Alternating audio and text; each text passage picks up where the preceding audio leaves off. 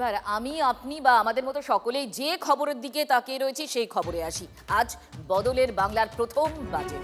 বিধানসভায় বাজেট পেশ করবেন অর্থমন্ত্রী স্বপন দাশগুপ্ত। মাথায় তৃণমূল জামানার 8 লক্ষ কোটি টাকা দেনার বোঝা রয়েছে। সেক্ষেত্রে আজকের বাজেট আর কিছুক্ষণের অপেক্ষা।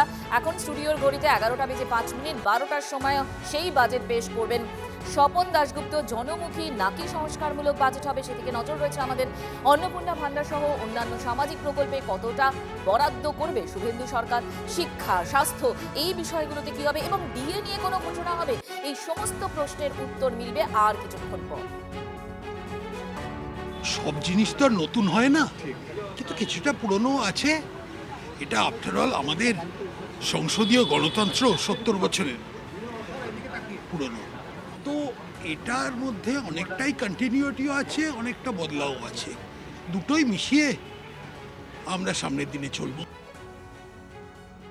মাননীয় মুখ্যমন্ত্রী শুভেন্দু অধিকারী সরকারি প্রত্যেকটা বিষয় যা যা আমরা সংকল্পপত্রে ম্যানিফেস্টোতে রেখেছি আমরা প্রত্যেকটাই আমাদের মাথায় আছে এবং তার মধ্যে অনেকগুলোই আমরা আপনারা দেখেছেন 1 মাসের ভিতরেই বিফোর টাইম আমরা করে দিয়েছি।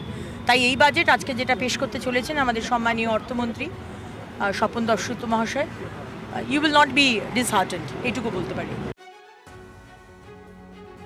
এই মুহূর্তে প্রদীপ্ত কান্তি ঘোষ আমাদের সঙ্গে রয়েছে। প্রদীপ্ত, এই বাজেটকে নিয়ে অনেক প্রত্যাশা যেমন রয়েছে, একই সঙ্গে বেশ কিছু প্রশ্ন আছে যে এটা কি জনকল্যাণমুখী হবে নাকি সংস্কারমূলক হবে, কোন দিকে যেতে চলেছে বাজেট এখনো পর্যন্ত কিছু টের পেলে?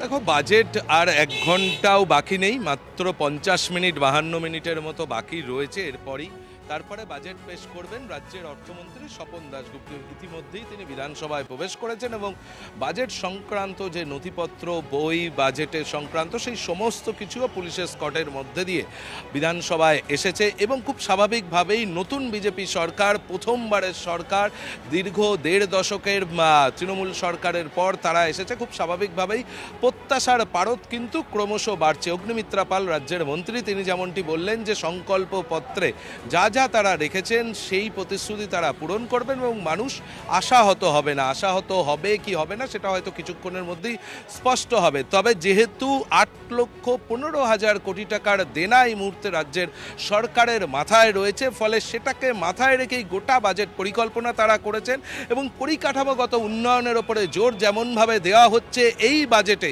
যে বাজেট আর কিছুক্ষণের মধ্যেই পেশ করবেন রাজ্যের অর্থমন্ত্রী স্বপন দাশগুপ্ত, এবং সে পাশাপাশি জনকল্যাণের দিকে তাকিয়েও এই বাজেটে বেশ কিছু বিষয় থাকতে চলেছে। শুধুমাত্র সংস্কার নয়, জনকল্যাণ, সংস্কার এবং সব কিছুকে ছাপিয়ে অন্তত রাজ্য সরকারি কর্মচারীদের যে আগ্রহের দিক, সেই ডিএ কত শতাংশ হয়, 10-15% হয় না আরও কম বেশি হয়, তা নিয়ে আগ্রহ রয়েছে। তবে সূত্র মারফত যা জানা যাচ্ছে, সম্ভবত এভাবে রাজ্য সরকার এগোতে পারে ডিএর ক্ষেত্রে, যে 2টি ভাগে তারা ভাগ করে ডিএ দিতে পারে, এমনটি আমরা জানতে পারছি।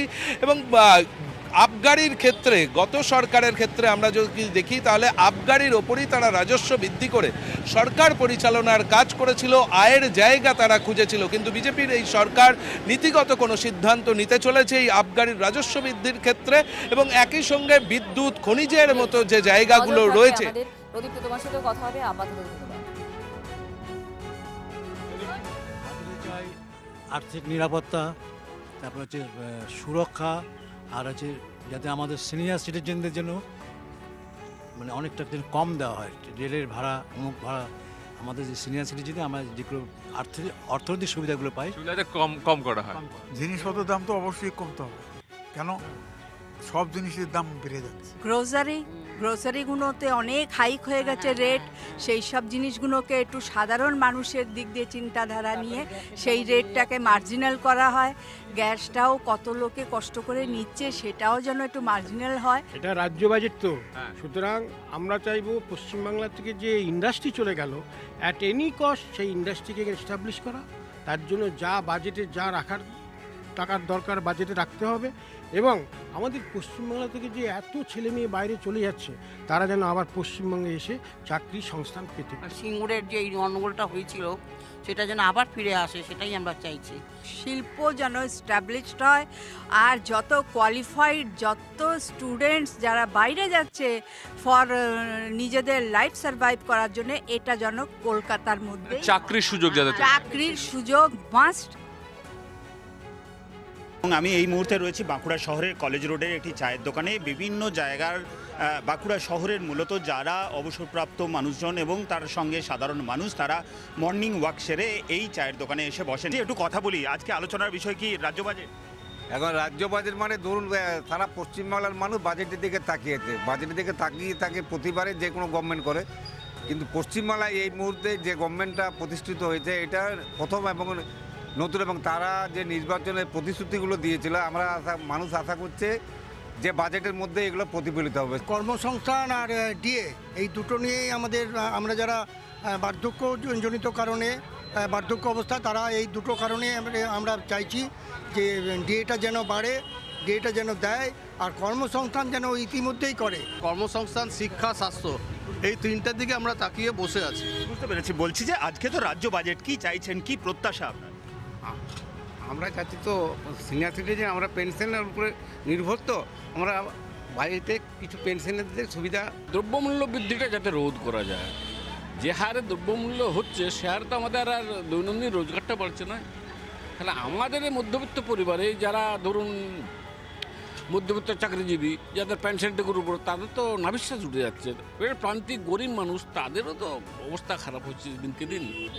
মানে এখন নিয়োগ চাই, নিয়োগ ছাড়া স্বাস্থ্যক্ষেত্রে উন্নতি সম্ভব নয়। বিশেষ করে ডাক্তার, টেকনিক্যাল স্টাফ, নার্সেস, এদের গ্রুপ ডি, এদের নিয়োগ চাই, তা নইলে স্বাস্থ্যক্ষেত্রে বাগানো যাবে না। দ্রব্যমূল্য মধ্যে একটা হ্রাস টানা দরকার, কারণ দ্রব্যমূল্য আকাশ ছোঁয়া হয়ে গেছে। পেট্রোলের দাম, ডিজেলের দাম বা অন্যান্য সমস্ত নিত্য নৈমিত্তিক পণ্য সামগ্রী তার দাম, একেবারে নিত্য প্রয়োজনীয় সামগ্রী যার দাম উত্তরোত্তর বৃদ্ধি পাচ্ছে, এবং যে দাম বৃদ্ধির ফলে সাধারণ মানুষের স্বাভাবিক যে জনজীবন, সেই জনজীবন কার্যত বিপর্যস্ত। সেই জায়গা থেকে কিছুটা হলেও এই বাজেটে মুক্তির প্রত্যাশা করছেন সাধারণ মানুষ। বাঁকুড়া থেকে ক্যামেরায় বুধন কর্মকারীর সঙ্গে হীরক মুখার্জি, TV9 বাংলা। সংগ্রামী যৌথ মঞ্চগতভাবে আমরা যেটা চাই যে কর্মচারীদেরকে, আমাদের বিশেষ করে সংগ্রামী যৌথ মঞ্চকে যে প্রতিশ্রুতি বর্তমান শাসক দল বিরোধী থাকাকালীন দিয়েছিলেন ভোটের আগে, বিধানসভা ভোটের আগে, এবং যে প্রতিশ্রুতিগুলোকে তারা সংকল্পপত্রে নথিভুক্ত করেছিলেন, সেগুলোকে পূরণ করার দাবি জানাচ্ছি। 42% ডিএ বাকি, তার একটা বড় অংশ মিটিয়ে দেওয়ার কথা মুখ্যমন্ত্রী মানে আমাদের সাথে বৈঠকে বলেছিলেন। সেই বড় অংশটা কতটা সেটা কালকে বুঝতে পারবো। সুপ্রিম কোর্টের রায় মেনে এখনও পর্যন্ত গ্রান্ট ইন এড কর্মচারী, তারপরে হচ্ছে যে ওয়ার্ক চার্জ এমপ্লয়ি এবং হোমগার্ড, পুলিশের হোমগার্ড, তাছাড়া কলকাতায় যাদের বেতন হয়, যেসব সরকারি কর্মচারীদের যারা কলকাতার বিভিন্ন ব্যাংক থেকে যারা পেনশন পান, তারা কেউ এখনও পর্যন্ত বকেয়া পাননি। সেই বিষয়ে নোটিফিকেশান জারি এবং নতুন করে দিশানির্দেশ দেখানোর একটা প্রত্যাশা রাখছি। অস্থায়ী কর্মচারীদেরকে একটা নির্দিষ্ট বেতন কাঠামোর মধ্যে আনা হবে, সেই দাবি তো আমরা জানিয়েছিলাম এবং মুখ্যমন্ত্রী সেটাকে মান্যতাও দিয়েছিলেন। আশা করি তার প্রতিফলন দেখতে পাবো। এবং শূন্য পদে নিয়োগের ব্যাপারে যেভাবে তারা প্রতিশ্রুতি দিয়েছেন, আগামী ডিসেম্বর মাসের মধ্যে 50,000 পদে স্থায়ী নিয়োগের কথা বলেছেন। আশা করি সেই নিয়েও আমরা নির্দিষ্ট দিশা নির্দেশ বাজেটে থাকবে।